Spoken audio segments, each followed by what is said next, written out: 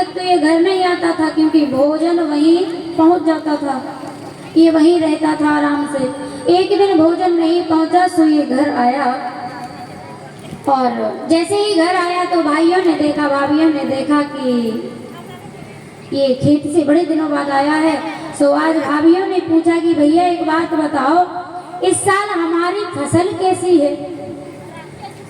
तो इसने मुस्कुरा करके कहा कि भाभी इतनी बढ़िया है, इतनी बढ़िया है कि काटने की जरूरत नहीं है। क्यों? क्योंकि एक दाना नहीं बचा तो काट के फायदा क्या है? क्यों मेहनत करेंगे, क्यों काटेंगे? तो भाभीयों ने कहा कि काटने की जरूरत नहीं है, इसका क्या मतलब है? भाइयों ने कहा कि भैया ऐसा क्यों? और खेत में जाकर के देखा तो सच में एक अन्न का दाना नहीं है। तो भाइयों को क्रोध आया कि हमने तो तुम्हारे ऊपर विश्वास किया था, अब हम साल भर क्या खाएंगे? अब तो हमारे भी खाने की व्यवस्था नहीं है, क्योंकि अनाज जो होता है तो साल भर खाने के लिए पहले किसान व्यवस्था बना के बचा के रख लेता है। तो भाइयों को क्रोध आया। भाभीयों ने कहा कि ऐसे तो घर से निकाल नहीं सकते। क्यों? क्योंकि इसका भी हिस्सा है, इसके भी पिता का घर है, तो ऐसे तो भगा नहीं सकते।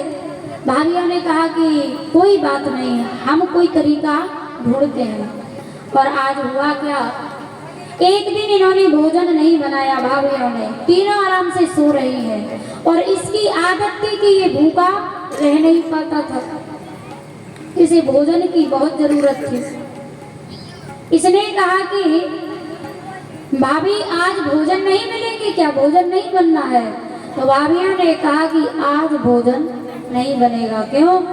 क्योंकि इन्होंने कहा आज एकादशी है और एकादशी के दिन अन्न नहीं खाना चाहिए, इसलिए भोजन नहीं बनेगा। हम